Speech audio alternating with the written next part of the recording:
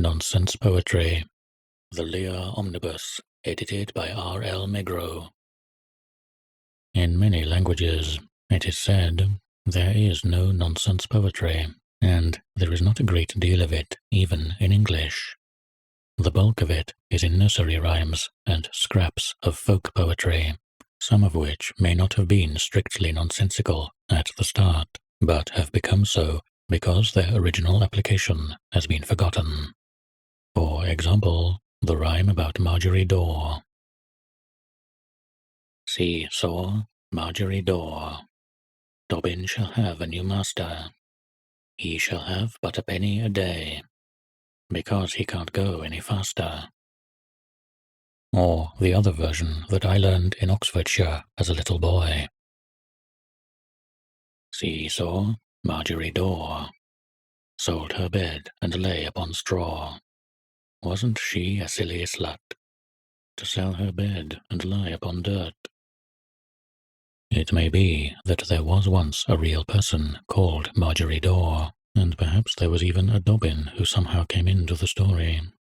When Shakespeare makes Edgar in King Lear quote, "Pillicock sat on Pillicock Hill," and similar fragments, he is uttering nonsense, but no doubt these fragments come from forgotten ballads in which they once had a meaning. The typical scrap of folk poetry, which one quotes almost unconsciously, is not exactly nonsense, but a sort of musical comment on some recurring event, such as 1 a penny, 2 a penny, hot cross buns, or Polly put the kettle on, we'll all have tea.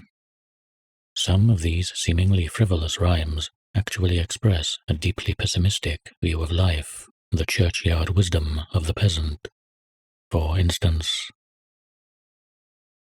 Solomon Grundy, born on Monday, christened on Tuesday, married on Wednesday, took ill on Thursday, worse on Friday, died on Saturday, buried on Sunday.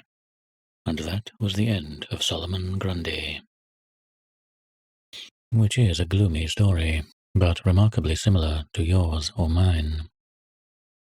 Until surrealism made a deliberate raid on the unconscious, poetry that aimed at being nonsense, apart from the meaningless refrains of songs, does not seem to have been common.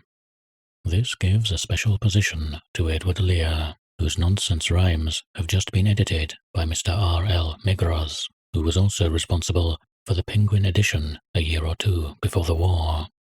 Lear was one of the first writers to deal in pure fantasy, with imaginary countries and made-up words, without any satirical purpose.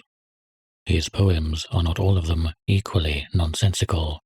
Some of them get their effect by a perversion of logic, but they are all alike in that their underlying feeling is sad and not bitter. They express a kind of amiable lunacy, a natural sympathy with whatever is weak and absurd. Lear could fairly be called the originator of the limerick. The verses in almost the same metrical form are to be found in earlier writers, and what is sometimes considered a weakness in his limericks, that is, the fact that the rhyme is the same in the first and last lines, is part of their charm. The very slight change increases the impression of ineffectuality, which might be spoiled if there was some striking surprise. For example,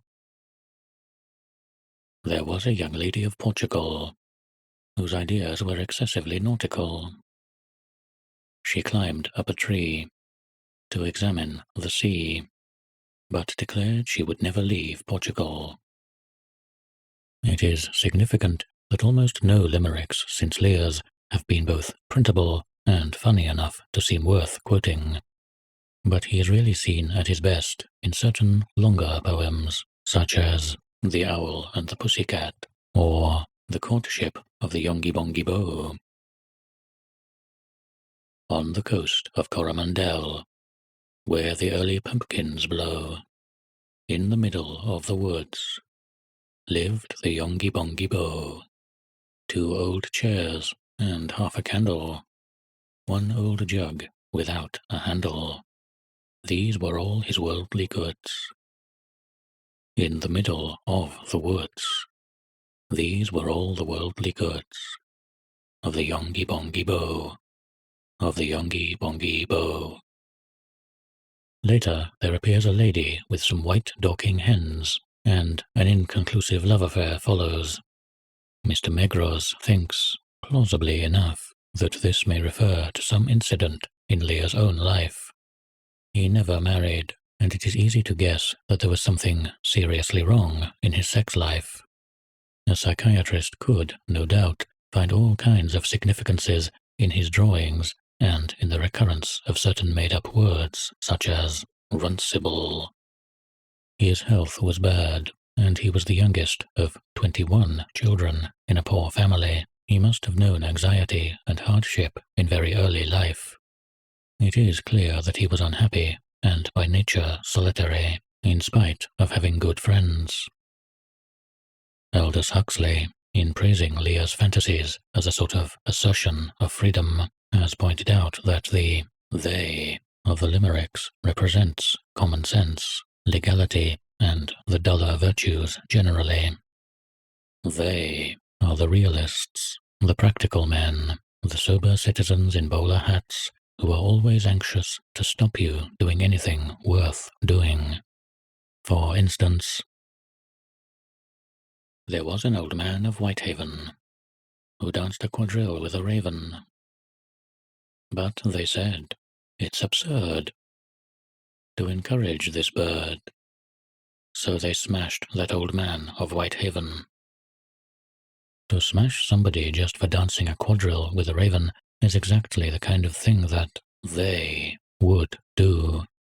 Herbert Reed has also praised Lear, and is inclined to prefer his verse to that of Lewis Carroll, as being purer fantasy. For myself, I must say that I find Lear funniest when he is least arbitrary and when a touch of burlesque or perverted logic makes its appearance. When he gives his fancy free play, as in his imaginary names, or in things like 3 receipts for domestic cookery, he can be silly and tiresome. The pobble who has no toes is haunted by the ghost of logic, and I think it is the element of sense in it that makes it funny.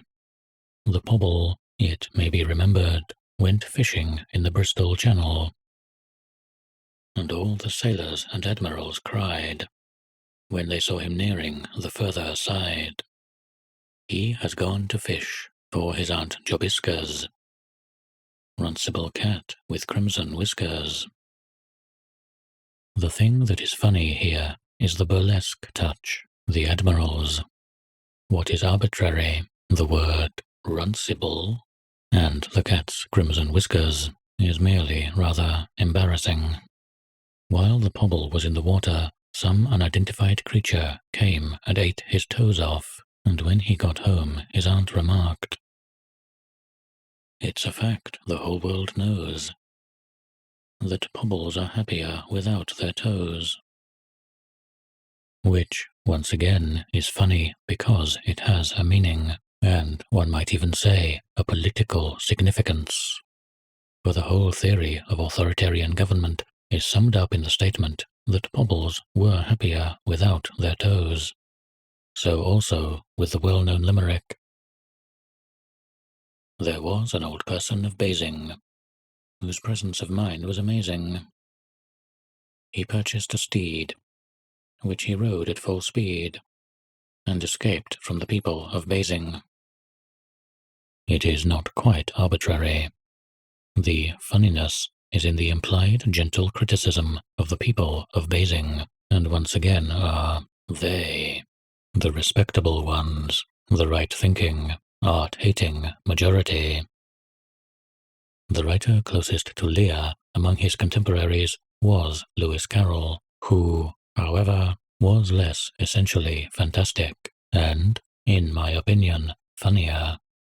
Since then, as Mr. Megros points out in his introduction, Lear's influence has been considerable, but it is hard to believe that it has been altogether good.